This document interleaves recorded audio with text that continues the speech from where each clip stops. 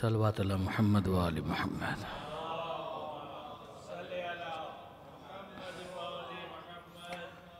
اعوذ باللہ من الشیطان اللعین الرجیم، بسم اللہ الرحمن الرحیم، الحمد للہ رب العالمین، والصلاة والسلام علی اشرف الانبیاء والمرسلین، سیدنا و مولانا ابی القاسم محمد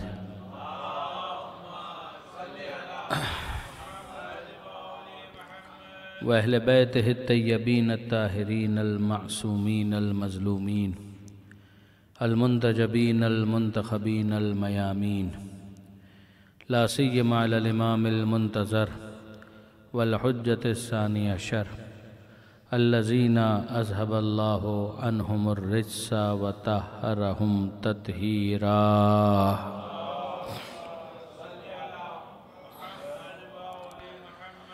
واللعنۃ الدائمۃ الباقیۃ علی اعدائہم اجمعین من یوم ظلمہم الی قیام یوم الدین۔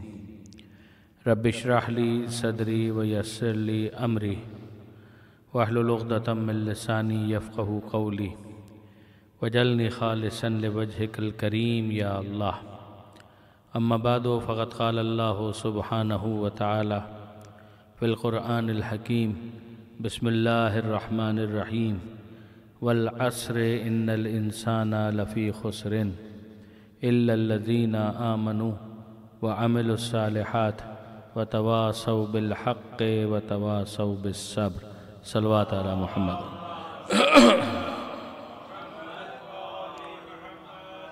برادران عزیز و خاران محترم، سلسلہ مجالس کی آج یہ چھٹی نشست ہے۔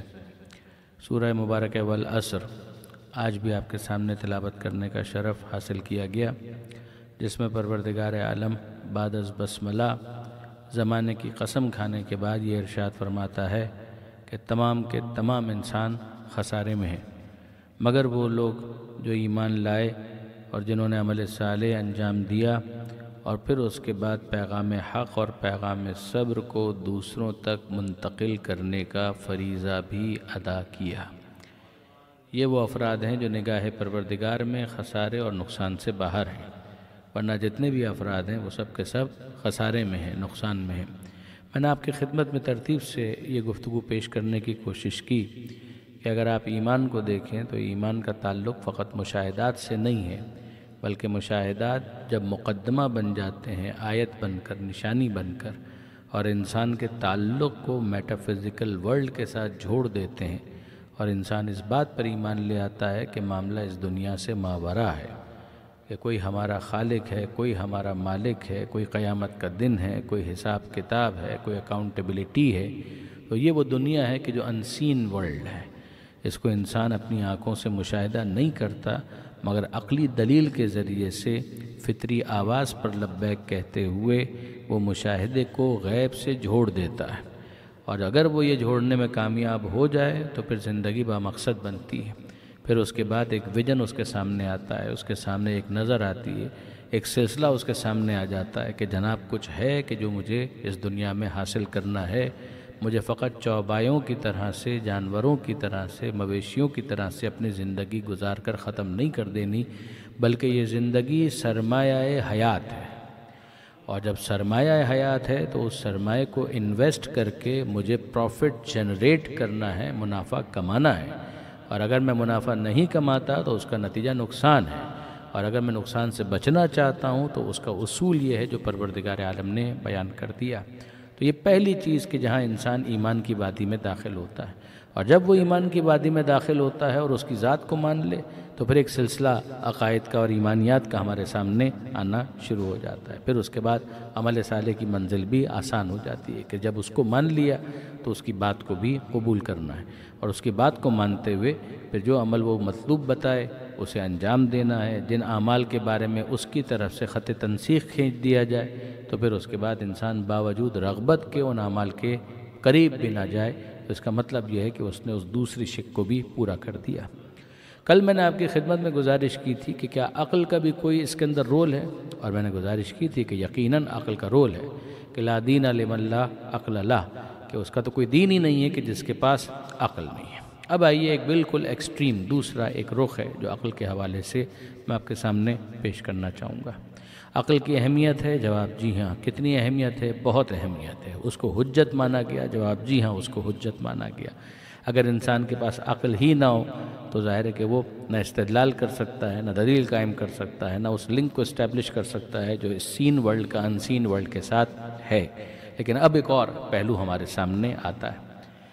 اگر آپ علم کلام کی کتابوں کو اٹھا کر دیکھیں گے اور اسی طریقے سے تفاسیر کے اندر بھی بعض مقامات پر، مثلاً آیت اللہ جعفر سبحانی کی ٹاپیکل کامنٹری تفسیر موضوعی، اس کا نام ہے منشور جاوید، اس کا اردو ترجمہ ہوا قرآن کا دائمی منشور، اس نام سے۔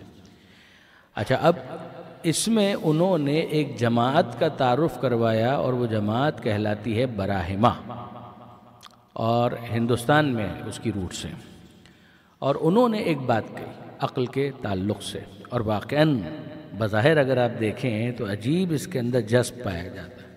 وہ بات کیا ہے؟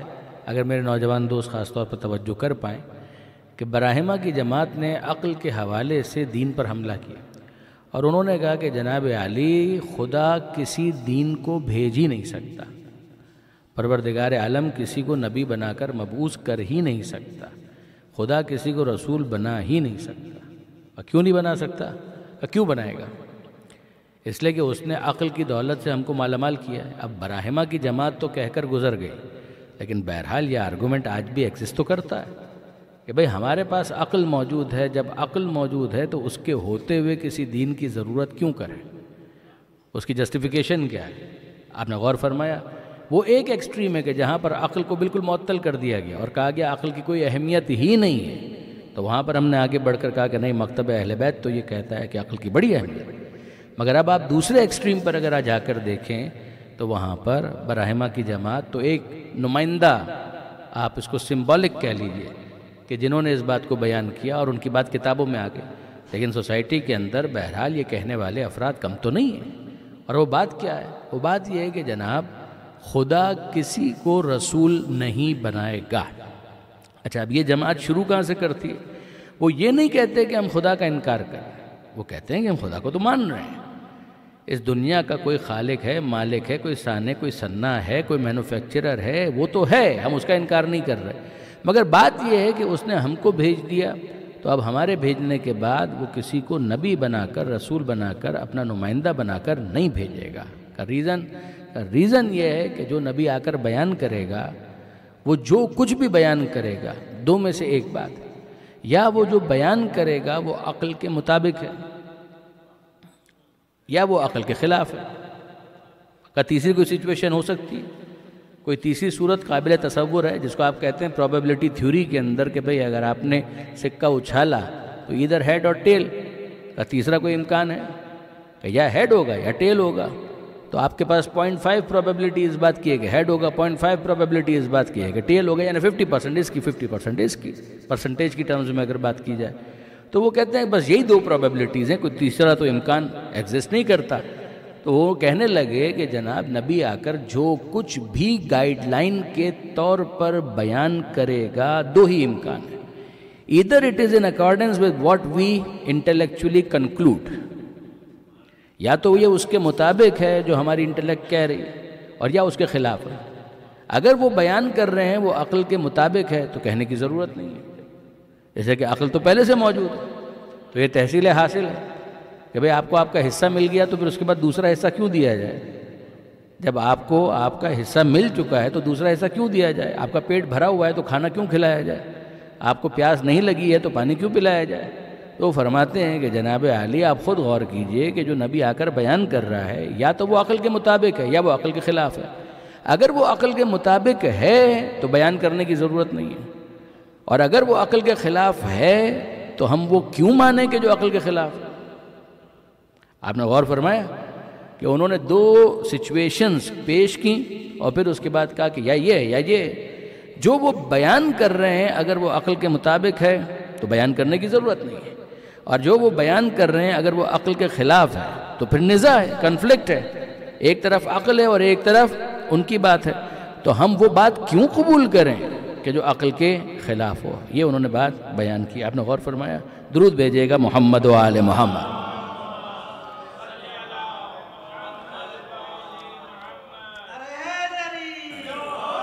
اب اس بات کو مزید سمجھنے کے لیے میں ایک مرتبہ پھر اس کو تکرار کر رہا ہوں کہ انہوں نے کہا کہ جناب خدا کسی نبی کو نہیں بھیجے گا، کوئی دین نہیں بھیجے گا. کہا کیوں؟ کہا اس لیے کہ جو وہ آ کر بیان کرے گے یا وہ عقل کے مطابق ہے یا وہ عقل کے خلاف ہے. اگر عقل کے مطابق ہے تو بیان کرنے کی ضرورت نہیں، اگر وہ عقل کے خلاف ہے تو پھر ہم اس بات کو کیوں قبول کریں کہ جو عقل کے خلاف ہو. یہ ہے ان کی اس تھیوری کا، اس ہائپوتھیسس کا خلاصہ. اب آئیے ذرا سا اس کو انالائز کرتے ہیں اور اس کو تھوڑا سا اسیس کرتے ہیں کہ یہ آرگومنٹ ہے یا فالیسی ہے، یہ دلیل ہے یا مغالطہ ہے. یہ دلیل نہیں ہے، یہ مغالطہ ہے. انصاف کی بات یہ ہے. یعنی غور کیجئے گا کہ اگر معاملہ ایسا ہی ہے کہ جیسا بیان کیا گیا تو پھر ہونا کیا چاہیے؟ پھر ہونا یہ چاہیے کہ سارے اسکول بند کریں، سارے کالج بند کریں، ساری یونیورسٹیز کو تالا لگائیں، ساری کتابیں جو لکھی گئی ہیں ان سب کو جلا کر پھینک دیجئے، جتنی بھی اویئرنیس کی واک ہوتی ہے ان سب کو ختم کر دیجئے، جتنی بھی مہم آگاہی کے لیے چلائی جاتی ہے ان تمام مہموں کو ختم کر دیا جائے گا. کیوں؟ ایسا کیوں کریں؟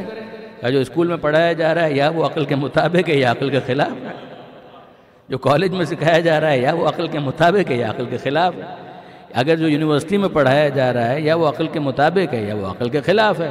اگر مطابق ہے تو بیان کرنے کی ضرورت نہیں ہے، اور اگر خلاف ہے تو وہ کیوں قبول کریں کہ جو عقل کے خلاف ہو؟ آپ نے غور فرمایا برادران عزیز؟ مغالطہ یہ ہے کہ جب آپ نے عقل کی حجیت کو تسلیم کر لیا تو یہ تو یقیناً آپ نے مانا کہ عقل کی حجیت مسلم ہے، مگر عقل کو الٹیمیٹ آپ نے کب مانا؟ عقل کو ہم نے یہ مانا کہ وہ ہاتھ پکڑ کر آگے بڑھا دیتی ہے، مگر جہاں تک عقل پہنچاتی ہے وہ ایک راستے کا جنکشن تو ہو سکتا ہے، منزل آخر نہیں ہو سکتی. جو بات تھی وہ یہ کہ اس کے ذریعے سے آپ کی اسپیڈ آگے بڑھ تو سکتی ہے، مگر اس کا یہ مطلب تھوڑی ہے کہ سفر ختم ہو گیا. جو اسکول سکھا رہا ہے، جو کالج سکھا رہا ہے، وہ کلیکٹیو وزڈم ہے کہ جو آلریڈی ایگزسٹنگ انفارمیشن اور نالج ہے وہ حاصل کر چکے ہیں حاصل کرنے والے. تو آپ کیوں چاہتے ہیں کہ ہر ایک زیرو سے شروع کرے؟ آپ مجھے بتائیے کہ اتنی ایجادات ہو چکی ہیں تو ہر انسان جو اس دنیا میں پیدا ہونے والا ہے ہم اس سے یہ کہیں کہ جناب یہ تو آپ کے لیے بیکار ہے. کیوں؟ اس لیے کہ پہلے والوں نے بنایا، آپ تو نئے سرے سے ریسرچ کریں. تو یہ نہیں ہوگا کہ جہاں تک آلریڈی معلومات پہنچ چکی ہیں وہاں تک پچھلے والوں نے کام کیا، اگلے والوں کے لیے کام کو آسان کیا.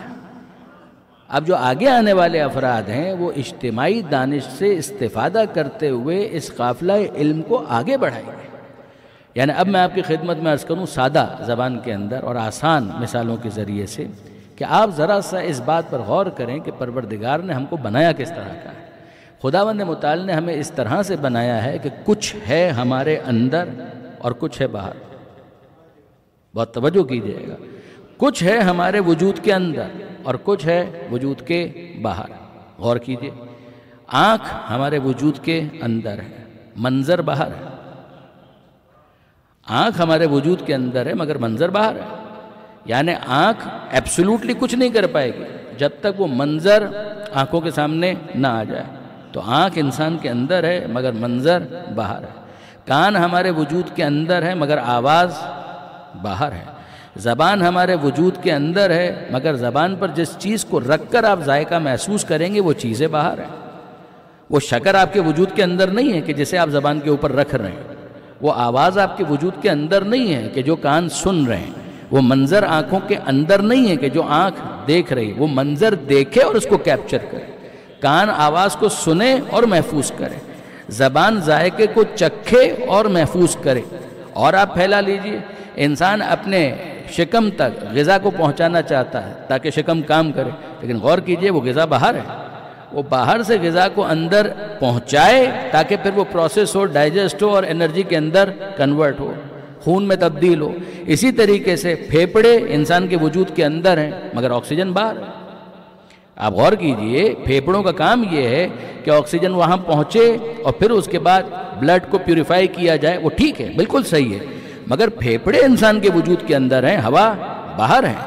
واپس سے ذرا اس کو سنیے گا، آنکھ انسان کے وجود کے اندر ہے، منظر باہر، کان وجود کے اندر ہے مگر آواز باہر ہے، ڈائجسٹو سسٹم ہے مگر وہ غذا جس کو ڈائجسٹ کرنا ہے وہ باہر ہے، لنگز انسان کے وجود کے اندر ہیں مگر آکسیجن باہر ہے۔ بالکل اسی طریقے سے عقل انسان کے اندر ہے مگر علم باہر ہے۔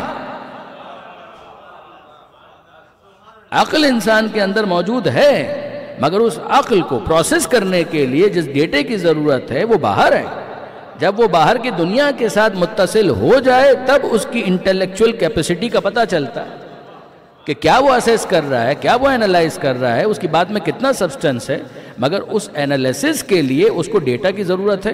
اب آپ دیکھیے کہ انسان کرتا کیا ہے، انسان کرتا یہ ہے کہ آنکھ کی قوت کو بھی بڑھانے کی کوشش کرتا ہے، کان کی قوت کو بھی بڑھانے کی کوشش کرتا ہے، زبان کی قوت کو بھی بڑھانے کی کوشش کرتا ہے، اپنی عقل کو بھی ایکسپینڈ کرنے کی کوشش کرتا ہے۔ یہ ہے اور واقعاً ایسا ہوا۔ دیکھیں غور فرمائیے گا، آنکھ یا تو کمزور ہو گئی تو آپ نے چشمہ لگا لیا، آنکھ اگر کمزور ہو گئی تو آپ نے چشمہ لگا لیا۔ 6/6 اگر آنکھ ہے تو ضرورت تو نہیں ہے کہ وہ چشمہ لگائے، لیکن اگر کمزور ہو گئی تو ہم نے ترقی کی، اور ترقی کر کے ہم نے کیا کیا، ہم نے چشمہ لگا لیا۔ بھائی اگر کسی کے کان کمزور ہو گئے تو ہیئرنگ ایڈ آپ نے لگا لی، تو کیا ہوا، وہ کمزور ہو گئی تھی، آپ نے ہیئرنگ ایڈ کے ذریعے سے اس کمزوری کو کمپنسیٹ کر دیا۔ ابھی یہ ایکسپینڈ نہیں ہوئی، ابھی تو نارمل لیول کے اوپر آپ اس کو لے کر آئے، جہاں پر دوسرے افراد سن سکتے تھے اس لیول تک لانے کے لیے ہیئرنگ ایڈ لگا دی، جہاں نارمل انسان دیکھ سکتے تھے وہاں تک پہنچانے کے لیے چشمہ پہنا دیا۔ لیکن اب آپ چاہتے ہیں کہ آپ کی نظر میں اور وسعت پیدا ہو، فاصلے کی وجہ سے جو نظر نہیں آ رہا اس کو دیکھنے کے لیے ہم نے دوربین ایجاد کر لی، ہم نے ٹیلیسکوپ ایجاد کر لی۔ چھوٹا ہونے کی وجہ سے جو مائنیوٹ پارٹیکلز قابل مشاہدہ نہیں تھے ان کو دیکھنے کے لیے ہم نے مائکروسکوپ ایجاد کر لی۔ تو ترقی تو ہو رہی ہے، غور فرمائیے کہ واقعاً ترقی تو ہو رہی ہے۔ کوئی اپنے وجود کی لطافت کی وجہ سے قابل مشاہدہ نہیں تھا، کوئی بعد مسافت کی وجہ سے قابل مشاہدہ نہیں تھا، یعنی ڈسٹنس زیادہ ہونے کی وجہ سے آبزرویبل نہیں تھا، کوئی اپنے مائنیوٹ ہونے کی وجہ سے نیکڈ آئی سے قابل مشاہدہ نہیں تھا۔ تو ہم نے یہی کیا نا کہ ہم نے اپنی آبزرویشن کو ایکسپینڈ کرنے کے لیے آنکھوں کو ٹیلیسکوپ کی مدد فراہم کی، آنکھوں کو مائکروسکوپ کی مدد فراہم کی۔ ہمارے کان ایک رینج تک سن سکتے تھے، اس سے آگے نہیں سن سکتے تھے، تو ہم نے اپنے کانوں کی سماعت کو ایکسپینڈ کرنے کے لیے ٹیلی فون ایجاد کر لیا۔ اب دور کی آواز ہے وہ ہم سن رہے ہیں، ہم نے اسی کے ذریعے سے اپنے دہن کی آواز کو دوسروں تک پہنچانے کی کوشش کی۔ پہلے تو یہ مائکروفون تھے، اسپیکرز تھے، مگر پھر اس کے بعد موبائل فون، کہاں کی آواز کہاں جا رہی ہے، آپ نے غور فرمایا؟ یہ سب کیا ہو رہا ہے؟ کہ ہو یہ رہا ہے کہ خارجی دنیا کے ساتھ انسان کے وجود کی داخلی محدودیت کو وسعت دے کر زیادہ دور تک پہنچانے کا انتظام کیا جا رہا ہے، یہی ہے۔ تو اب میں آپ سے عرض کروں کہ ہم نے کیا کیا، ہم نے یہ کیا کہ جناب عالی ہم نے وہاں تک پہنچا دیا کہ جہاں تک پچھلے لوگ نہیں دیکھ سکتے تھے، اپنی آنکھوں کو وہاں تک پہنچا دیا۔ جہاں دوسرے لوگ اپنی آواز کو نہیں پہنچا سکتے تھے وہاں تک ہم نے اپنی آواز کو پہنچا دیا۔ جہاں کی آوازیں دوسرے نہیں سن پاتے تھے ہم نے اپنے کانوں کو، اپنی سماعت کو وہاں تک پہنچا دیا۔ تو ہم نے اپنی آنکھوں کو وہاں تک پہنچا دیا۔ تو جہاں تک پہنچا دیا وہ نقطہ آخر ہے۔ جہاں تک ہم نے اپنی آنکھوں کو پہنچا دیا ٹیلیسکوپ کی مدد سے وہ نقطہ آخر ہے۔ کہا کہ نہیں جناب، ابھی تو منزلیں اور ہیں۔ جہاں پہنچتے ہیں تو پتہ چلتا ہے کہ ابھی سفر اور جاری ہے، جہاں پہنچتے ہیں تو پتہ چلتا ہے کہ ابھی تو ہم بہت پیچھے ہیں، ابھی تو بہت آگے جانا ہے۔ گیلیکسیز کی گیلیکسیز ہیں کہ جن کو بھی ایکسپلور کرنا ہے، کچھ ہم کر پائیں گے، کچھ ہمارے بعد والی نسلیں کریں گی، پھر وہ آگے آنے والی نسلیں کریں گی۔ ہم نے کہا کہ کوئی تو ایسا نقطہ بتائیے کہ جس کے بعد آپ مطمئن ہو جائیں کہ اس کے آگے یہ سفر مشاہدہ ختم ہو جائے گا۔ جواب ملا کہ نہیں جناب، اس وقت تو ہم ایسی کوئی حد بندی کر نہیں سکتے کہ وہاں تک پہنچانے کے لیے جو نقطہ آخر قابل تصور ہے کوئی ایسی ٹیلیسکوپ آ جائے کہ جس کو ہم ایجاد کر کے یہ کہیں کہ بس سب دیکھ لیا، سب دیکھ لیا۔ اور پھر میں یاد دلا دوں، یہ تو بعد مسافت کی بات ہے، ابھی لطافت کے عنوان سے تو اور تحقیقات جاری ہیں، یعنی جو آنکھوں کے سامنے ہے مگر نظر نہیں آتا۔ تو اس کے لیے مائکروسکوپ اور ایجاد اور ایجاد اور ایجاد اور اس کو ایکسپلور کرو اور اس کی گہرائی میں جاؤ. تو اب برادران عزیز ٹیلیسکوپ ایجاد کر کے بہت اچھا کیا کہ ہم نے اپنے ویژن کو ایکسپینڈ کر لیا، مگر مجھے یہ بتائیے کہ جو قابل مشاہدہ ہے ابھی تو اس کا نقطہ آخر نہیں مل رہا، تو وہ کون سی ٹیلیسکوپ ہے کہ جس کو لگا کر میں لوح محفوظ پر لکھی ہوئی عبارت کو پڑھنا شروع کر دوں؟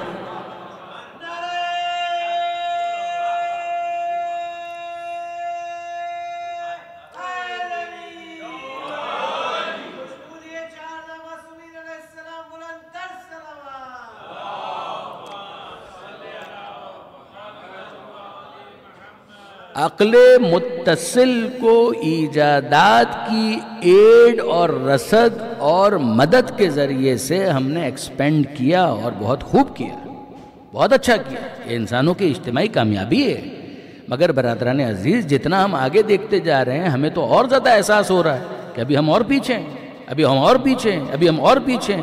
ستاروں سے آگے جہاں اور بھی ہیں، تو پتہ چلتا ہے اور بھی ہے اور بھی ہے اور بھی ہے. تو احسان مانیے پروردگار عالم کا کہ اس نے اس سفر کے اس نقطۂ آخر سے بہت پہلے انسان پر احسان کیا کہ نبیوں کو بھیج کر لوح محفوظ کی تحریروں میں سے کچھ سے آشنائی پیدا کر دی. یہ وہ وحی ہے کہ جو قابل مشاہدہ نہیں ہے، اور پھر پروردگار عالم انسانوں تک اس پیغام کو پہنچاتا ہے. تو یہ عقل کے مخالف نہیں ہے، یہ عقل کو مہمیز دینے کے لیے، متحرک کرنے کے لیے، عقل کو ان نتائج تک پہنچانے کے لیے کہ جس کے لیے عقل کسی نہ کسی رہنما کی محتاج ہے. پروردگار عالم کی طرف سے ایک احسان ہے جس کو کہتے ہیں عقل منفصل، کہ ایک عقل متصل ہے جو انسان کے ساتھ ایسوسیٹڈ ہے، اٹیچڈ ہے، اور ایک وہ ہے کہ جو ایکسٹرنل ڈرائیو آپ کو دے دی گئی ہے، ایکسٹرنل ایک انٹیلیجنس ہے کہ جو پروردگار عالم نے فراہم کر دی ہے، جو آپ خود موبائل فون کے اندر بھی کرتے ہیں کہ اتنی میموری تو اس کے اندر ہے، یہ میموری کارڈ ڈال لو تو اس میں اور اضافہ ہو جائے گا. تو عقل انسان کو پروردگار عالم نے سب کو دی ہے بقدر ظرف، اور ہر ایک کی ظرفیت کے مطابق، حد کے مطابق پروردگار عالم نے دی ہے بے شک. لیکن یہ ہے کہ اب اس کے بعد پروردگار عالم نے متوجہ کیے کہ جتنا تمہیں دیا ہے اس سے احساس کرو کہ کچھ اور کی بھی تمہیں ضرورت ہے. تمہارا امتحان یہ ہے کہ موجود عقل کے ذریعے سے اس نتیجے تک پہنچو کہ تمہیں نبی کی ضرورت ہے، تمہیں دین کی ضرورت ہے. اس لیے کہ معاملہ جب اس دنیا سے ماورا ہے تو پھر اس کے بعد تمہیں اس ہادی کی ضرورت ہے. یہ وہ بحث ہے کہ جس کو معصوم نے وہی کتاب جو کتاب العقل والجہل، جس کا کل بھی میں نے حوالہ دیا تھا، اصول کافی کا پہلا چیپٹر، اس کی اگر آخری یا سیکنڈ لاسٹ حدیث آپ دیکھیں گے تو بہت ہی خوبصورت اس کے اندر بیان آپ کو معصوم کا نظر آئے گا کہ انسان کو واقعاً فخر ہوتا ہے مکتب اہل بیت سے وابستہ ہونے پر، جس کے اندر راوی نے معصوم سے سوال کیا کہ مولا جب عقل اتنی اہم ہے، جب آپ فرماتے ہیں عقل یہ ہے وہ ہے، عقل کی یہ اہمیت ہے وہ اہمیت ہے، جب آپ اتنی تعریف و توصیف و ثنا کر رہے ہیں عقل کی، تو بس عقل ہی ہو کافی ہے، کسی اور چیز کی کیا ضرورت ہے؟ وہی سوال کر لیا. تو امام فرماتے ہیں کہ عقل کا کام یہ ہے کہ عقل متوجہ کرے کہ کوئی ہے. عقل کا کام یہ ہے کہ عقل متوجہ کرے کہ کوئی ہے، اور پھر اس کے بعد عقل خاموش ہو جاتی ہے. عقل کہتی ہے کہ کچھ تو ہے کہ جس کے لیے اس نے پیدا کیا ہے، مگر وہ ایکس ہے کیا؟ اس ویریبل کو انفولڈ کرنے کے لیے جس تھیورم کی ضرورت ہے اور جس تفصیل کی ضرورت ہے، عقل کہتی ہے اس کے بارے میں مجھے نہیں پتا. اتنا تو پتہ ہے کہ کچھ ہے، مگر کیا ہے اس کے لیے تمہیں ہدایت کی الگ سے ضرورت ہے. یہ وہ منزل ہے کہ جہاں پر عقل انسان کو کہتی ہے کہ جو ہادی اس طرف سے آیا ہے اس کے سامنے زانوئے تلمس طے کرو، اس کی شاگردی اختیار کرو، اس کے طالب علم بنو. اب میں آپ سے پوچھتا ہوں برادران عزیز، انصاف سے مجھے بتائیے کہ مغرب کی 3 رکعت ہے، یہ عقل اپنے طور پر معلوم نہیں کر سکتی. عشاء کی 4 رکعت ہے، عقل اپنے طور پر معلوم نہیں کر سکتی. روزہ آپ کو ماہ رمضان میں رکھنا ہے یا شعبان میں رکھنا ہے؟ عقل اتنا کہے گی کہ اگر تم نے خالق کو مان لیا ہے تو جس ذات کو مانا ہے اب اس کی بات کو بھی مانا. یہاں سے منزل اطاعت شروع ہوتی ہے. اب آپ دیکھیے آمنوا وعملوا الصالحات، اس میں ربط یہی ہے. اور اگر تم اس کو قبول کرنے کے لیے تیار نہیں ہو تو پھر شیطنت ہے، پھر ابلیسیت. یعنی یہاں پر میں آپ کی خدمت میں عرض کروں کہ جو ابلیس کے ساتھ پروردگار عالم کا مکالمہ ہے وہ واقعاً قابل توجہ ہے. یعنی اگر آپ قرآن مجید کے اندر دیکھیں تو پروردگار عالم نے کہا کہ اس نے انکار کر دیا، ابا واستکبر وکان من الکافرین، اس نے سجدہ کرنے سے انکار کر دیا، میں نہیں سجدہ کروں گا۔ اس نے انکار کیا، تکبر کا مظاہرہ کیا اور وہ کافروں میں سے ہو گیا۔ اب اس کے بعد حیات القلوب، حیات القلوب میں علامہ مجلسی نے اس کے کچھ ڈیٹیلز لکھے ہیں۔ وہ ڈیٹیلز، اس کا خلاصہ یہ ہے کہ ابلیس نے ایک ڈیل آفر کی پروردگار عالم کو، اور وہ ڈیل کیا ہے؟ وہ ڈیل یہ ہے کہ اے پروردگار مجھے اس ایک سجدے سے ایگزمپٹ کر دے، میں آدم کو سجدہ نہیں کرنا چاہتا، میں آدم کے آگے نہیں جھکنا چاہتا، مجھے اس سجدے سے مستثنیٰ کر دے۔ اگر اس سجدے سے مجھے مستثنیٰ کر دیا گیا تو پھر میں کیا کروں گا ان ریٹرن میں یہ کروں گا کہ تیری پوری کائنات میں ہر جگہ پر جا کر اپنی پیشانی رکھ کر اپنے عابد ہونے اور تیرے معبود ہونے کا اعلان کروں گا۔ کوانٹیٹیٹیولی اگر آپ دیکھیں تو ڈیل بڑی اٹریکٹیو ہے۔ اگر آپ صرف عدد کی بنیاد پر دیکھیں تو ڈیل بہت اٹریکٹیو ہے، کہ اگر آپ غور فرمائیے کہ اگر کوانٹیٹی ہی سب کچھ ہے تو اس ایک سجدے سے مجھے ایگزمپٹ کر دیا جائے اور پھر اس کے بعد میں اتنے سجدے کروں گا، یعنی اس ایک سجدے کے بدلے کتنے؟ 200 1000 2000 10,000 لاکھ کروڑ ارب، انکاؤنٹیبل کتنے سجدے، کائنات اتنی وسیع ہے، میں سجدہ ہی کرتا رہوں گا، مگر اس ایک سجدے سے مجھے ایگزمپٹ کر دے۔ تو آپ انصافاً اگر دیکھیں تو یہ جو ڈیل ہے بظاہر تو بہت اٹریکٹیو ہے۔ اگر ایک انسان فقط سپرفیشلی غور کرے کہ بس ایک سجدے سے اس کو مستثنیٰ کرنا ہے، اتنے سجدے کرے گا، مگر پروردگار عالم کا جو جواب ہے وہ یاد رکھنے کے قابل ہے۔ اس نے یہ کہا مالک یہ ایک سجدہ نہیں کرنا چاہتا، اگر اس ایک سجدے کو ختم کر دیا جائے میں پوری کائنات کے اندر ہر جگہ پر چپے چپے پر اپنی پیشانی رکھ کر تیرے معبود ہونے اور اپنے عابد ہونے کا اعلان کروں گا۔ پروردگار عالم نے جواب دیا، اے ابلیس جو تو کرے وہ عبادت نہیں ہے، جو میں کہوں وہ عبادت ہے۔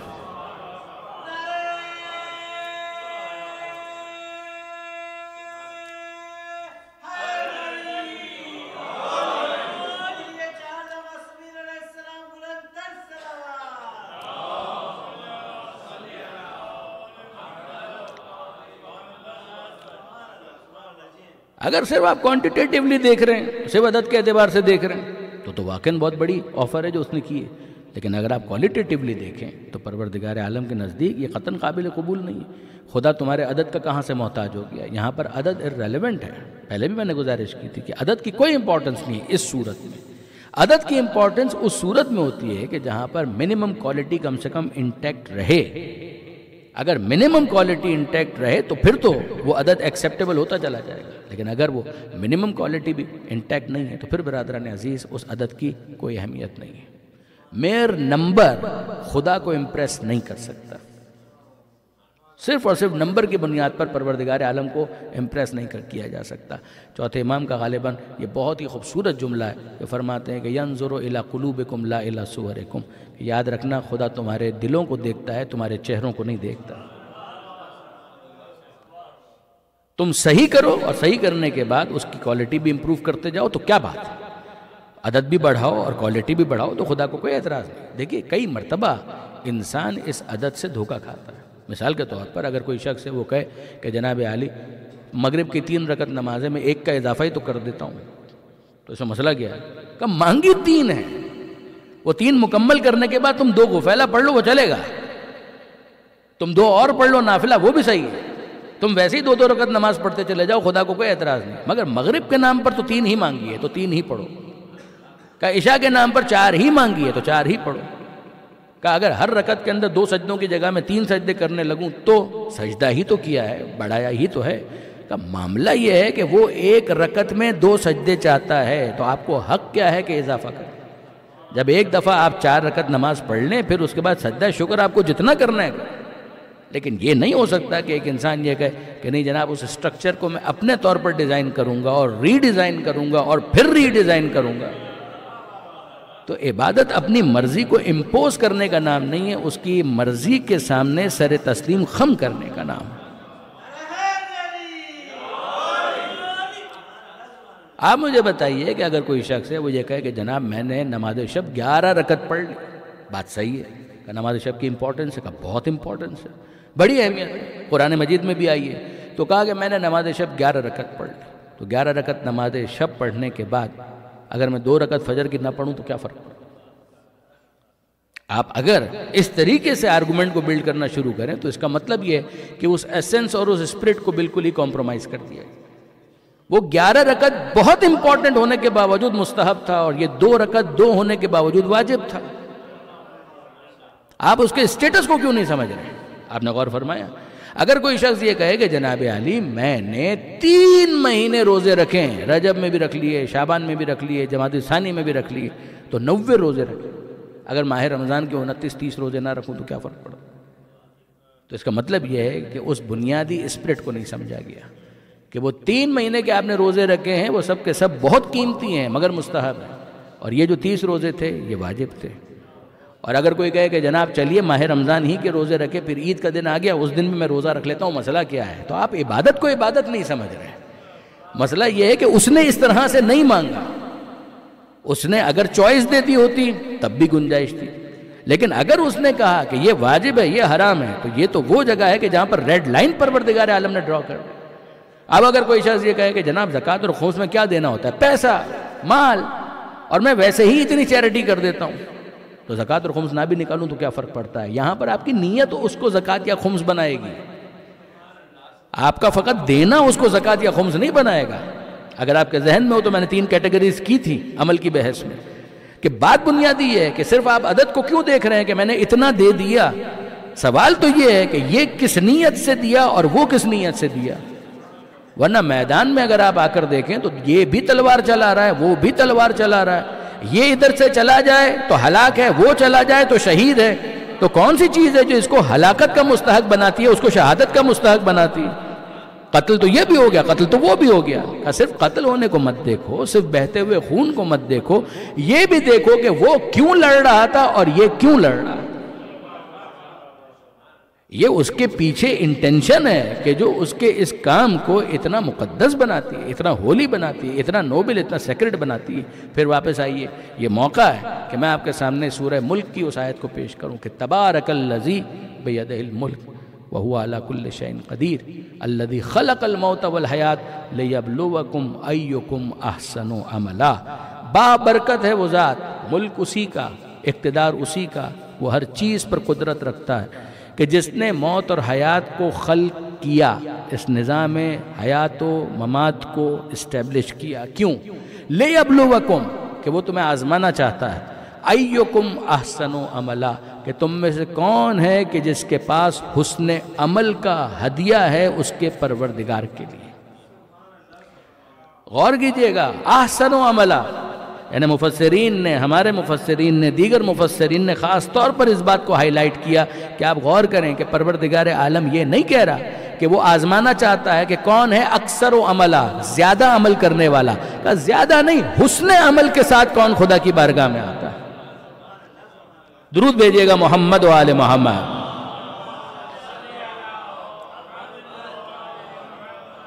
کا حسن عمل کے ساتھ کون آتا ہے؟ اسی لیے اب مولا کا جملہ، یہ موقع ہے کہ میں آپ کے سامنے پیش کروں کہ نہج البلاغہ میں مولا کائنات فرماتے ہیں لا قربتا بالنوافل اذا اضرت بالفرائض، کہ ایک طرف چوری ہے اور دوسری طرف عبادت ہے، اس کا تو کوئی موازنہ ہی نہیں۔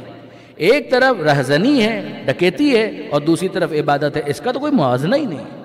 ایک طرف حرام ہے اور دوسری طرف عبادت ہے، اس کا تو کوئی مقابلہ ہی نہیں ہے۔ لیکن اگر ایک طرف نافلہ ہے، مستحب ہے، ریکمنڈڈ ہے، جو اپنی جگہ پر صحیح ہے، لیکن دوسری طرف واجب ہے، اور ان دونوں کا ٹکراؤ ہو جائے تو مولا فرماتے ہیں اس نافلہ اور مستحب سے خدا کی قربت نہیں ملنے والی جس کی ادائیگی میں واجب چھوٹنا چلا جائے، انسان کا فریضہ قربان ہوتا چلا جائے، کہ پھر اس نافلہ سے قربت پروردگار تو نہیں مل سکتی۔ لا قربت بالنوافل اذا اضرت بالفرائض، یہ امیر المومنین کا جملہ۔ اب یہاں سے ہم کو سمجھ میں آیا کہ بہت ساری چیزیں انسان کو اپنی عقل و وزڈم، حکمت کے ساتھ انٹلیکچولی اس کو اسیس کرنا ہوتا ہے اور پھر ایک نتیجہ حاصل کرنا ہوتا ہے۔ بہت ساری چیزیں ایسی ہوتی ہیں کہ جہاں پر معصومین کی طرف سے گائیڈنس آتی ہے، اور وہ گائیڈنس انسان کے اسیسمنٹ کو نہ فقط یہ کہ امپروو کرتی ہے بلکہ بوسٹ کرتی ہے۔ امپروو بھی کرتی ہے اور بوسٹ بھی کرتی ہے، اس نتیجے تک جلد پہنچا دیتی ہے اور بہتر نتیجے تک معصومین کی گائیڈنس انسان کو پہنچا دیتی ہے۔ آپ نے غور فرمایا، اب میں یہاں سے اگلے مرحلے میں داخل ہونا چاہوں گا، اور آج فقط اس کو شروع کریں، ہم ٹچ کریں، اور وہ کیا ہے؟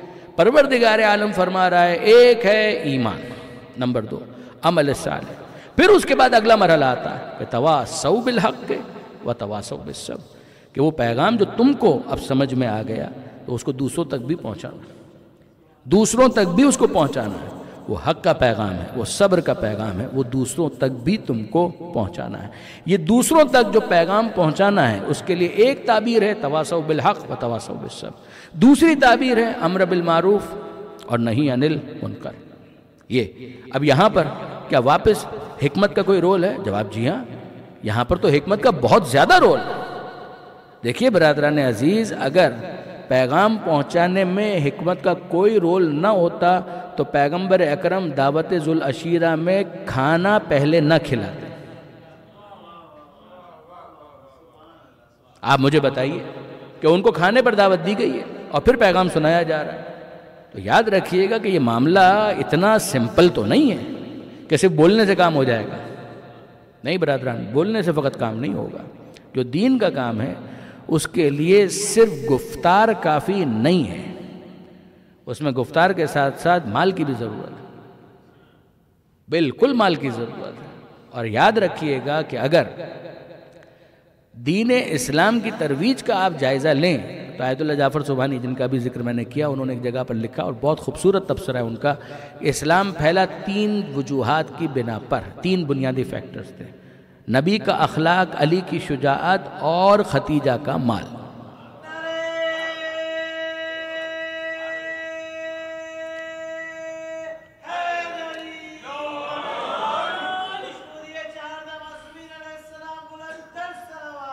اللہم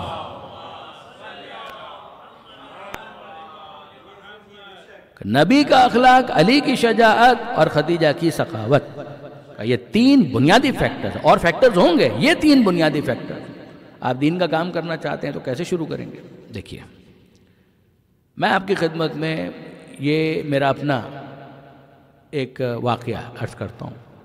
یہ اس زمانے کی بات ہے، 15 سال تو شاید ہو گئے ہوں گے۔ میں کینیا گیا تھا اور یہ میرا پہلا ٹرپ تھا نیروبی کا، تو وہاں پر ماہ مبارک رمضان کی تقاریر ہو رہی تھی، 15 دن کا ہمارا وہاں پر قیام تھا۔ تو ظاہر تقریریں تو رات میں ہوتی تھیں افطار کے بعد، تو دن میں ایک دفعہ وہاں پر ایک مدرسہ کہہ لیجئے، جدید ایک اکیڈمی تھی، وہاں پر ہمیں وہ لے گئے، اور وہاں کے مقامی جو افراد تھے وہ وہاں پر پڑھتے تھے، اور جو ان کے ٹیچرز تھے، پروفیسرز تھے، ان کے اندر کچھ مقامی بھی تھے جو کنورٹڈ شیعاز تھے، بلیکس، اور وہ کنورٹڈ شیعاز تھے، اور کچھ ظاہر ہے کہ دوسرے افراد بھی تھے، وہ پڑھاتے تھے۔ تو جب وہاں پر میری ملاقات ہوئی ان کے ایک ٹیچر سے، ایک استاد سے، کہ جو وہاں پر مدرس تھے، تو میں نے ان سے سوال کیا۔ اب ظاہر ہے کہ ایک سب سے بڑا مسئلہ یہ تھا کہ ہمارا اور ان کا مشترک ذریعہ تفاہم کیا ہو، یعنی کس لینگویج میں ہم ایک دوسرے کے ساتھ کنورس کریں، بات کریں۔ تو انگریزی میں ہم لوگوں نے ایک دوسرے کے ساتھ گفتگو کی۔ تو میں نے ان سے ایک سوال کیا، یہ سوال میں آپ کے سامنے رکھنا چاہتا ہوں۔ وہ سوال یہ تھا کہ یہ بتائیے کہ یہاں افریقہ کے اندر تو ظاہر ہے کہ مشنری ورک بہت لوگ کرتے ہیں، تو کرسچنز بھی کرتے ہیں، ہمارے اہل سنت بھائی بھی کرتے ہیں، اور ہم لوگ بھی کر رہے ہوتے ہیں، تو یہ بتائیے کہ کون کہاں پر ہے؟ بھئی آپ بھی تو کنورٹ ہوئے ہیں، تو دوسرے بھی بہت سارے کنورٹ ہوتے ہوں گے اور شیعہ ہو جاتے ہوں گے، کچھ سنی بھی ہو جاتے ہوں گے، کچھ کرسچن ہو جاتے ہوں گے، تو ذرا مجھے بتائیے کہ پرفارمنس وائز آپ کا اسیسمنٹ کیا ہے، کون کہاں پر کھڑا ہے؟ تو انہوں نے جو جواب دیا وہ بہت دلچسپ بھی ہے اور لمحہ فکریہ بھی ہے۔ انہوں نے کہا کہ آغا داؤدانی، بات یہ ہے کہ جہاں پر عیسائی ہیں اہل سنت اس سے آدھے پر ہیں، اور جہاں پر اہل سنت ہیں شیعہ اس سے آدھے پر۔ یعنی اگر 1 to 10 آپ اگر ریٹ کرنا چاہیں تو اگر کرسچن مشنری 10 پر ہے تو جو اہل سنت ہیں وہ 5 پر ہے، اور اگر وہ 5 پر ہیں تو شیعہ کہاں پر ہیں؟ 2.5 پر۔ جہاں پر کرسچنز ہیں اس کے آدھے پر اہل سنت ہے، اور جہاں پر اہل سنت ہے اس کے آدھے پر شیعہ ہے۔ تو میں نے کہا اس کی وجہ کیا ہے؟ مسکرا کر میں نے پوچھا کہ اس کی وجہ کیا ہے، آپ کو کیا لگتا ہے؟ کہا مدنی صاحب یاد رکھیے کہ جہاں تک دلیل کا تعلق ہے شیعہ تگڑے ہیں، میں معافی چاہتا ہوں عوامی لفظ استعمال کرنے پر، کہ جہاں تک دلیل کا تعلق ہے تو شیعوں کا جو آرگومنٹ ہے وہ طاقتور ہے۔ یعنی انصاف کی بات یہ ہے کہ جو پہلے بھی میں نے آپ سے عرض کیا تھا کہ ایک طرف آپ ٹرینٹی کو رکھیں وہ آپ عقلی طور پہ جسٹیفائی نہیں کر پائیں گے، اور دوسری طرف اگر آپ یہ رکھیں کہ بھائی پیغمبر اکرم کی آنکھ بند ہو رہی ہے تو کیا بہتر ہے، پیغمبر کے جانشین خدا بنائے یا بندے بنائے؟ تو کون یہ کہے گا کہ یہ بہتر ہے؟ یعنی خالی ذہن کے ساتھ، تعصب نہ ہو، کوئی عصبیت نہ ہو، تو کون یہ کہے گا کہ نہیں جناب یہ بہتر ہے کہ بندے بنائے؟ یہی کہا جائے گا کہ جب رسول کو رسول خدا نے بنایا تھا تو رسول کا جانشین بھی خدا بنائے۔ تو یہ تو 2 + 2 = 4 والا معاملہ لگتا ہے اس کے اندر۔ اگر انسان خالی و ذہن ہو اور بزرگان کی شخصیت پرستی میں اپنے آپ کو غرق نہ کر لے تو یہ مسئلہ کوئی بہت مشکل مسئلہ نہیں ہے۔ تو وہ کہتے ہیں کہ جہاں تک آرگومنٹس کا تعلق ہے تو آپ کے پاس آرگومنٹس بڑے اسٹرانگ ہیں عقلی طور پر بھی۔ پھر آپ غدیر کو لے آئیں گے، پیغمبر اکرم نے ہاتھوں پر بلند کیا، من کنت مولا ہو فہذا علی مولا، تو سامنے والا اگر خالی اس ذہن ہو کر بغیر کسی پریجوڈس کے اس بات پر غور کرے گا تو وہ کہے گا یار بات تو صحیح ہے، وفات سے کچھ پہلے پیغمبر ایک اتنے بڑے اجتماع کے اندر ہاتھوں پر بلند کر کے کہہ رہے ہیں، لوگ آ کر ان کے ہاتھوں پر بیعت بھی کر رہے ہیں، بخن بخن بھی کہہ رہے ہیں، اور پھر اس کے بعد اگر وہ پلٹ جاتے ہیں تو اس کا مطلب یہ ہے کہ نبی نے تو ابلاغ کے اندر کوئی کوتاہی نہیں کی ہے۔ اس کا مطلب یہ ہے کہ لوگوں کی طرف سے کہیں نہ کہیں کوئی نہ کوئی گڑبڑ ہوئی ہے۔ تو آپ دیکھیں گے وہ کہتے ہیں کہ جناب جہاں تک دلائل کا تعلق ہے شیعہ اسٹرانگ، توحید کے معاملے میں بھی، نبوت کے معاملے میں بھی، امامت کے معاملے میں بھی، کہا اس میں کوئی پرابلم نہیں ہے۔ میں نے کہا پھر تو ہونا یہ چاہیے تھا کہ ہم سب سے آگے ہوتے، کہا کہ نہیں، سب سے آگے تو ہیں وہ، اس کے آدھے پر ہیں اہل سنت اور اس کے آدھے پر ہیں شیعہ۔ تو میں نے کہا یار اس کی وجہ کیا ہے جبکہ آپ کہہ رہے ہیں کہ دلائل تو ہمارے پاس زیادہ ہیں؟ کہا دین کی تبلیغ میں دلیل کا رول پس منظر میں چلا جاتا ہے۔ دلیل اہم ہے مگر دلیل پس منظر میں چلی جاتی ہے۔ بہت سی دوسری چیزیں ایسی ہیں کہ جو آگے آ کے اپنا رول پلے کرتی ہیں، آپ کیسے ان کو نظر انداز کر سکتے ہیں؟ میں نے کہا مثال کے طور پر بیان کیجئے۔ کہا ہوتا یہ ہے کہ جب کرسچن مشنری جب کام کرتی ہے تو وہ یہ نہیں کہتی ہے کہ عیسائی بنو، تو پھر وہ کیا کہتے ہیں؟ کہا وہ کہتے ہیں کھانا کھایا ہے؟ جواب ملتا ہے نہیں۔ کہا ہم راشن ڈلواتے ہیں۔ کہا تمہارے بچوں نے دودھ پیا ہے؟ کہا کہ نہیں۔ کہا ہم دودھ کے ڈبے لے کر آتے ہیں۔ کہا یہ بتاؤ کہ تمہارے بچے کہاں پڑھتے ہیں؟ کہا وہ تو پڑھتے ہی نہیں ہیں۔ کہا ہم اسکول بنا دیتے ہیں۔ کہا یہ بتاؤ کہ تمہارے بچے بیمار ہوتے ہیں تو تم کہاں لے جاتے ہو؟ کہا کہ کیا بیمار ہوتے ہیں تو کہاں لے جائیں، ہے ہی نہیں کوئی جگہ۔ کہا ہم ڈاکٹر دیتے ہیں، ہم کلینک یہاں پر قائم کر دیتے ہیں، چھوٹا موٹا اسپتال بنا دیتے ہیں، نرسیں بھی وہاں پر ہوں گی، خدمت بھی ہوگی، سب کچھ ہوگا، تمہارے مریض بھلے ہو جائیں گے، اچھے ہو جائیں گے، تمہاری بھوک ختم ہو جائے گی، تمہیں دودھ ملے گا، تمہیں اگر گھر بنانے کے لیے کوئی مشکل درکار ہے ہم اس میں بھی تمہاری مدد کریں گے، کمیونٹی سینٹر بنا دیں گے کہ جہاں پر تم ایک دوسرے کے ساتھ سوشلائز ہو سکو بہتر انداز سے۔ یہ سب کچھ کرنے کے بعد ان کو کہنا نہیں پڑتا کہ کرسچن بنو۔ پھر اس کے بعد وہ صرف اتنا کہتے ہیں کہ جناب یہ چرچ ہے، اگر آپ کو موقع ملے تو سنڈے کے سنڈے ادھر آ جایا کیجیے۔ تو وہ کہتے ہیں کہ آگے ہم کو سوچنا ہی نہیں، آگے ہم کو سوچنا ہی نہیں۔ اگر یہ لوگ اتنے اچھے ہیں کہ انہوں نے ہمیں اسکول بھی دے دیا، ہمیں شفا خانہ بھی دے دیا، ہمیں کھانا بھی دے دیا، ہمیں پانی کا مسئلہ تھا وہ بھی حل کر دیا، ہمیں فیسیلیٹیٹ بھی کر رہے ہیں، ہمارے روزگار کے لیے بھی، اریگیشن کے لیے بھی، ان ساری چیزوں کے لیے، تو بسم اللہ کافی ہو گیا، اب ضرورت کیا ہے؟ یہی اچھے ہوں گے اور یہی صحیح ہے، تو آگے مزید کسی دلیل کے وہ طلبگار نہیں ہوتے۔ پھر وہ کہتے ہیں کہ ٹرینٹی اگر کمزور بھی ہے تو چلنے دو، کوئی بات نہیں ہے، یہ اچھے لوگ ہیں، اسی کو قبول کر لیا جائے، کہ یہ ایک طریقہ کار۔ میں نے کہا پھر ہم لوگ کیا کرتے ہیں؟ وہ کہہ رہے ہیں آپ لوگ یہ کرتے ہیں کہ جا کر پہلا نعرہ بلند کرتے ہیں، come to Islam, come to Islam, come to Islam. This is not going to work. بات صحیح ہے، انصاف کی بات یہ ہے کہ یہ بات درست ہے کہ آپ کی دلیل کتنی ہی محکم، مستحکم، قوی، اسٹرانگ کیوں نہ ہو، لیکن یاد رکھیے گا دل کا راستہ پیٹ سے ہو کر گزرتا ہے۔ یہ نہیں ہو سکتا کہ ایک شخص ہے وہ بھوکا ہے، وہ اپنے گھر میں بچوں کو بھوکا چھوڑ کر آیا ہے، فاقے اس کے گھر میں، اور آپ اس کو کہیں کہ میں تم کو نماز سکھاتا ہوں۔ What do you mean? کیا آپ بتانا چاہتے ہیں اس کو؟ میں تم کو نماز سکھاتا ہوں، میں تم کو قرآن پڑھنا سکھاتا ہوں۔ آپ اس کو کچھ نہیں، 2 کھجوریں تو دیں اگر زیادہ کی گنجائش نہیں ہے۔ دیکھیں یہ تو اس صورت میں کہ اگر گنجائش کم ہے تو انسان کم کرے، لیکن یہ ہے کہ اگر گنجائش زیادہ ہے تو زیادہ کرے۔ لیکن کیسے ہو سکتا ہے کاد الفقر ان یکون کفرن، کہ اگر انسان بھوکا ہوتا ہے، فقیر ہوتا ہے، تو یہ فقر اسے کفر تک پہنچاتا ہے، وہ خدا کے بارے میں سوء ظن رکھنا شروع کر دیتا ہے۔ اسی لیے یقین جانیے برادران عزیز کی جو ہمارے یہاں نظر اور نیاز کا سلسلہ ہے، میں اس کو بہت قدر کی نظر سے دیکھتا ہوں، بہت زیادہ، کہ کوئی اپنوں کو کھلائے، بالکل کھلائے، اور ساتھ ہی ساتھ کا حسین کا دسترخوان ہے، کوئی بھی آئے اور بیٹھے اور کھائے۔ یقین جانیے کہ میں اس کو بہت مؤثر سمجھتا ہوں۔ پاکستان میں، ہندوستان کا مجھے اتنا پتہ نہیں ہے، لیکن یہ بہرحال پاکستان کے اندر اس کی ایک تاثیر ہے، جو بہت سارے افراد اس دسترخوان پر آ کر بیٹھ کر کھانا کھاتے ہیں، اور کہیں وہ سنتے ہیں کہ یہ حسین کا دسترخوان ہے، تو ان کے دل میں حسین کے بارے میں ان کے پاس عقل میں کوئی معلومات نہ ہو، مگر ان کے دل میں حسین کے لیے محبت ضرور آ جاتی ہے۔ اگر اس دسترخوان کے ذریعے سے اس کے دل میں محبت آ گئی ہے، تو کل وہ حسین کے بارے میں پڑھنا بھی شروع کر دے گا، سوچنا بھی شروع کر دے گا، کبھی ماتم بھی شروع کر دے گا۔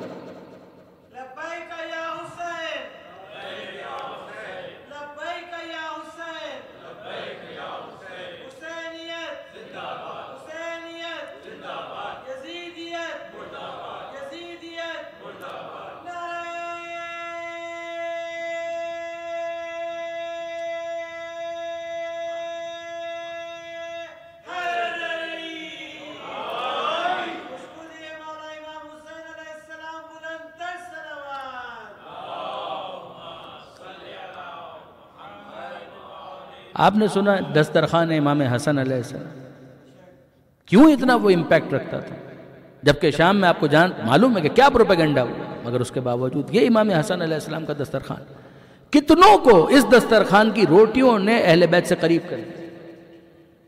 وہ کم افراد نہیں، یعنی جب ہم سنتے ہیں امام حسن کی سیرت میں کہ وہ آیا شامی اور گالیاں دے رہا تھا، تو امام حسن نے کیا کہا؟ آپ غور کیجئے، یہ واقعہ آپ نے فضائل میں ہمیشہ سنا ہوگا کہ وہ آیا اور آ کر اس نے گالیاں دینا شروع کر دی، تو امام حسن نے کیا کیا؟ امام حسن علیہ السلام نے اس کو امامت پر لیکچر دینا شروع کیا؟ نہ، this is not going to work۔ وہ بیچارہ آلریڈی پروپیگنڈے کی زد پر ہے۔ اس وقت تو آپ کو ایک ایسا راستہ اختیار کرنا ہے کہ وائزلی اس کے دل میں موجود کدورت ختم ہو جائے اور محبت داخل ہو جائے۔ امام حسن کیا کہتے ہیں؟ اے شخص، ایسا لگتا ہے کہ کچھ تو نے ایسی باتیں سن لی ہے کہ جس کی وجہ سے تو کچھ غلط فہمیوں کا شکار ہے۔ اچھا چھوڑو ان باتوں کو، تو مسافر لگتا ہے مدینے میں، ظاہر تیرا حلیہ بتا رہا ہے کہ تو مسافر ہے، چھوڑ، یہ بتا کھانا کھایا ہے؟ اگر بھوکا ہے تو میں کھانا کھلاتا ہوں، اگر تیرے پاس رہنے کے لیے جگہ نہیں ہے تو میرا گھر حاضر ہے، میرا مہمان بن، اگر تیرے پاس بدلنے کے لیے لباس نہیں ہے تو میں تجھے لباس فراہم کرتا ہوں۔ آپ مجھے بتائیے برادران عزیز، یہاں کوئی امامت پر لیکچر نہیں دیا جا رہا، کوئی لیکچر نہیں دیا جا رہا، یہاں پر تو صرف اتنا کہا جا رہا ہے کہ اگر یہ ضرورت ہے تو میں پورا کرتا ہوں۔ اور پھر اس کے بعد وہ جا رہا تھا تو اس نے کیا جملہ کہا تھا کہ جب آیا تھا تو آپ سے زیادہ نفرت کسی سے نہیں کرتا تھا، جا رہا ہوں تو آپ سے زیادہ محبت کسی اور سے نہیں کرتا۔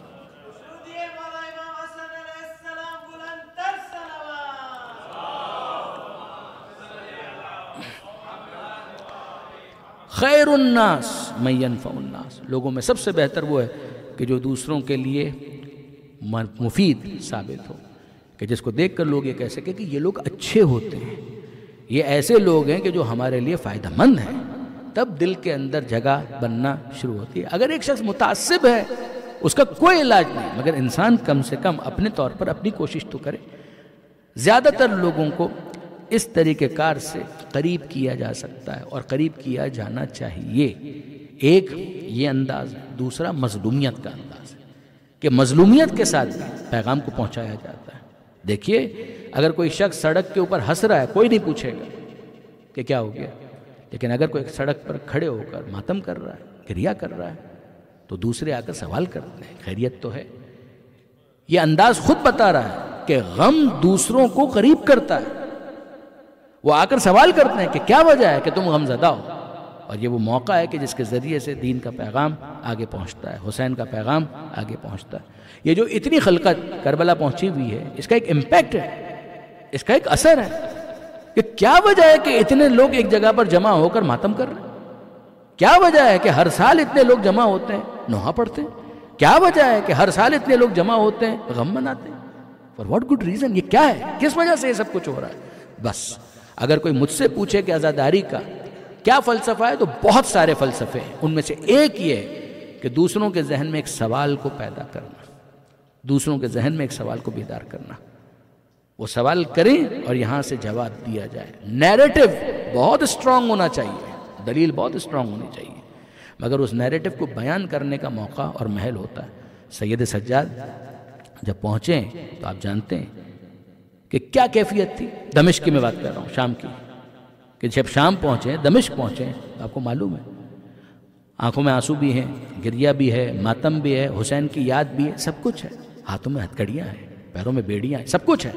مگر ذرا غور کیجئے کہ وہیں دمشق پہ دروازے کے پاس ایک شخص آ کر کیا کہہ رہا ہے؟ وہ کہہ رہا ہے خدا کا شکر ہے کہ اس نے تمہیں ذلیل کیا، خدا کا شکر ہے کہ اس نے تم کو ذلیل کیا۔ یہ سید سجاد ہتھکڑی، بیڑی، غم، اندو، سب کچھ 28 محرم کو یہ قافلہ پہنچ چکا ہے دمشق کے باہر، 2 دن تک تو انتظار کروایا اور پھر پہلی سفر کو یہ قافلہ داخل ہوا۔ ایسے میں ایک شخص آ کر بدتمیزی کے ساتھ یہ سوال کر رہا ہے۔ سید سجاد خستہ ہیں، تھکے ہوئے ہیں، غم زدہ ہیں، مگر اب موقع ہے کہ تواصو بالحق کیا جائے، تواصو بالصبر کیا جائے۔ تو سید سجاد ایک سوال کرتے ہیں، یا شیخ افقرات القرآن، اے شیخ کیا تو نے قرآن پڑھا ہے؟ وہ توقع نہیں کر رہا تھا کہ یہ قیدی قرآن کی بات بھی کرے گا۔ قیدی ہے، غیر مسلم ہے، کافر ہے، مشرک ہے، نعوذ باللہ، اس کا کیا تعلق دین سے اور اسلام سے، اور یہ قرآن کی بات کرے گا؟ یا شیخ افقرات القرآن۔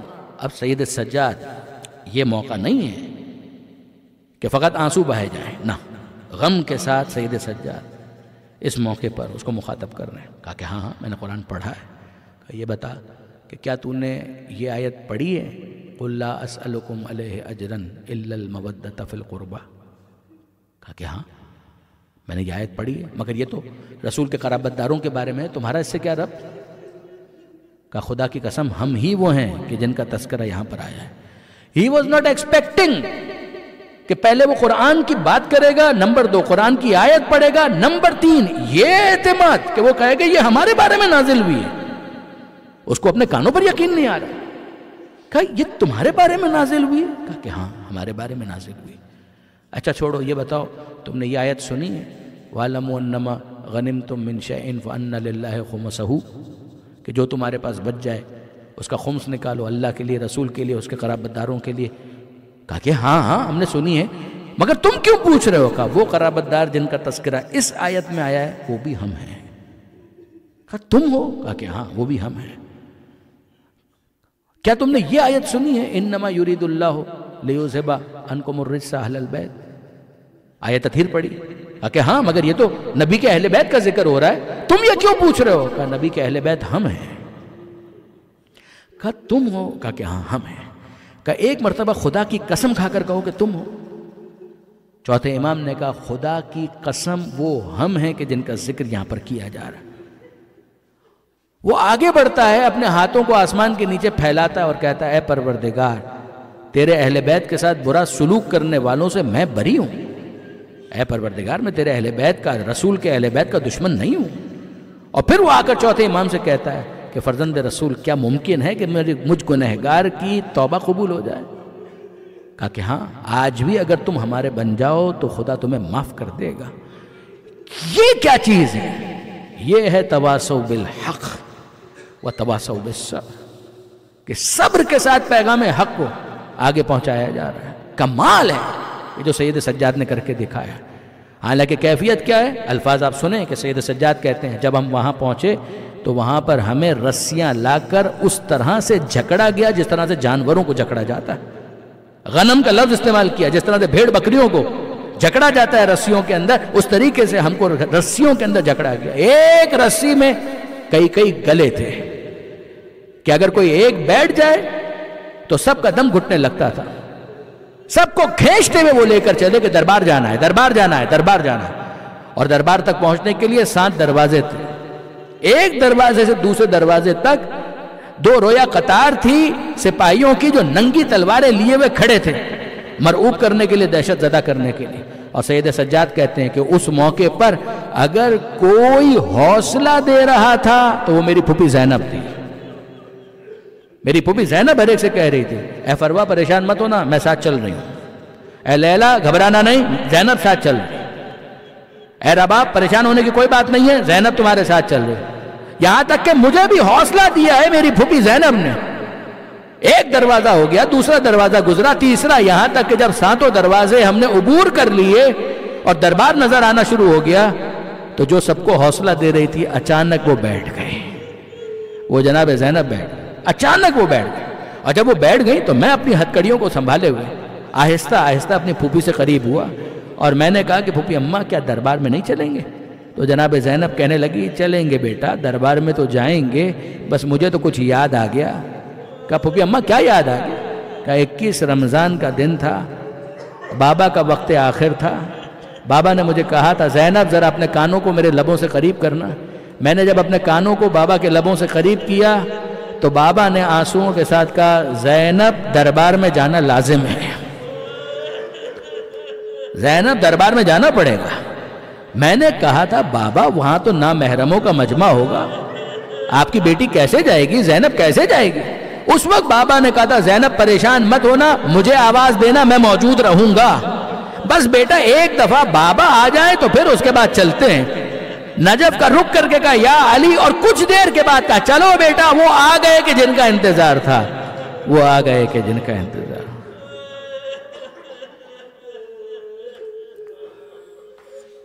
الا لعنت اللہ علی الظالمین وسیعلم الذین ظلموا ایام منقلب ینقلبون۔